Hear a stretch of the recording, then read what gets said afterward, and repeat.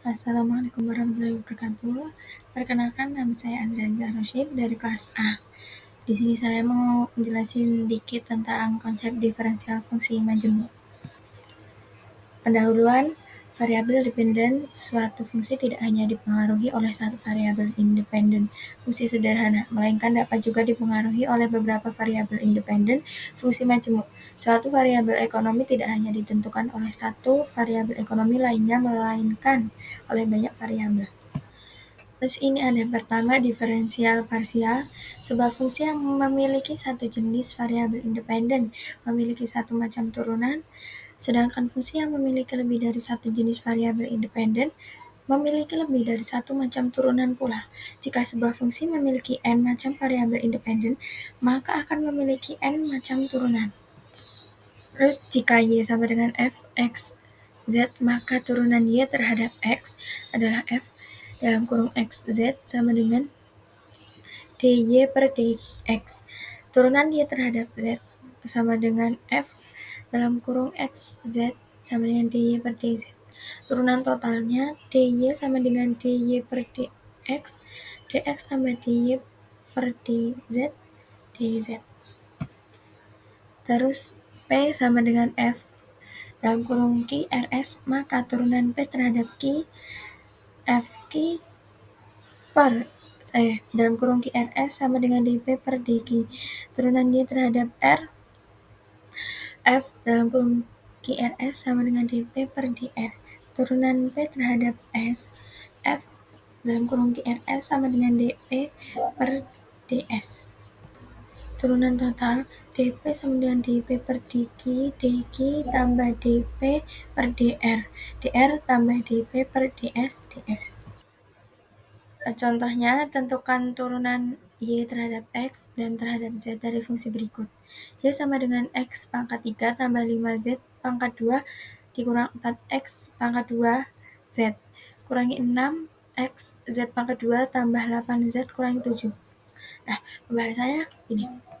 dy per dx sama dengan 3x pangkat 2 kurangi 8x z kurangi 6x 2 kurangi 6z 2.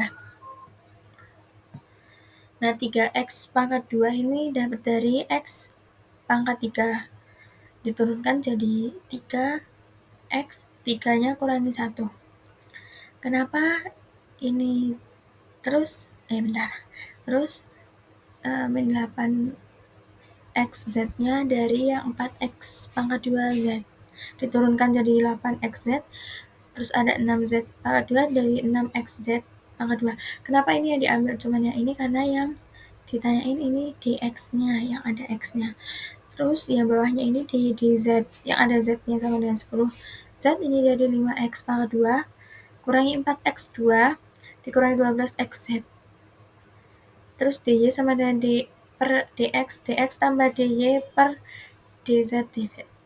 Terus dy sama dengan 3x2 kurangi 8xz kurangi 6z pangkat 2 dimasukkan. Terus dx tambah 10z kurangi 4x pangkat 2 dikurangi 12xz tambah 8 dimasukkan. Ada derivatif dari derivatif. Hasil turunan parsial suatu fungsi dapat diturunkan kembali secara parsial tergantung pada derajat variabel independennya. Dalam contoh sebelumnya, dy per dx maupun dy per dz masih dapat diturunkan secara parsial lagi baik terhadap x maupun terhadap z. Ini bawah-bawah ini contoh-contoh yang tadi. Yang dy dx berarti yang ada x-nya, dy dz yang ada z-nya. Nilai ekstrim maksimum dan minimum.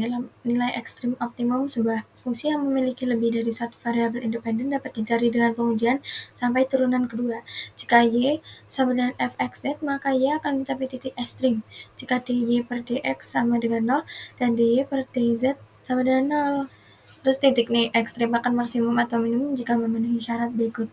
Bila maksimum bila d pangkat 2y per dx pangkat 2 kurang dari 0 dan d pangkat 2y kurangi dz pangkat per dz pangkat 2 kurang 0. Minimum bila d pangkat 2y per dx pangkat 2 lebih besar dari 0 dan d pangkat 2y kurangi dz per dz pangkat 2 lebih besar daripada 0.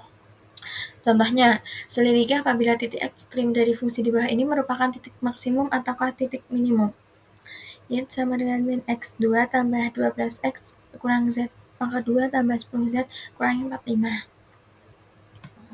Jawabannya dx per dy per dx. Ini dicari dx-nya sama dz-nya dulu. Kalau udah dimasukin ke rumus, terus baru dijumlah maksimumnya.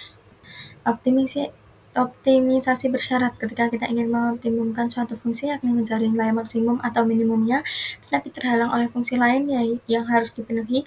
Contoh dalam kasus ekonomi, ketika seseorang hendak memaksimumkan utilitas atau kepuasannya tetapi terikat pada fungsi pendapatan. Sebuah perusahaan ingin memaksimumkan labanya namun terikat pada fungsi produksi.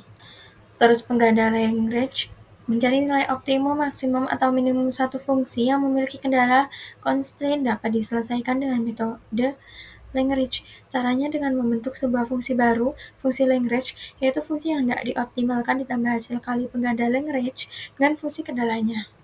Misal, fungsi yang hendak dioptimumkan Z sama dengan F dalam kurung XZ. Fungsi kendalanya itu U sama dengan G dalam kurung XY. Fungsi Lagrange-nya F dalam kurung XY Lagrange sama dengan F dalam kurung XY tambah Lagrange kali G dalam kurung XY. Nilai F XY Lagrange akan optimum bila seperti di bawah ini ya.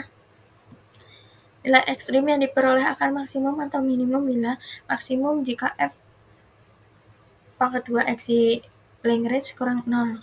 Minimum jika lebih dari 0. Nah, ini ada contoh.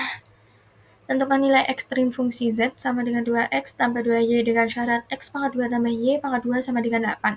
Tentukan apakah nilai ekstrimnya maksimum atau minimum.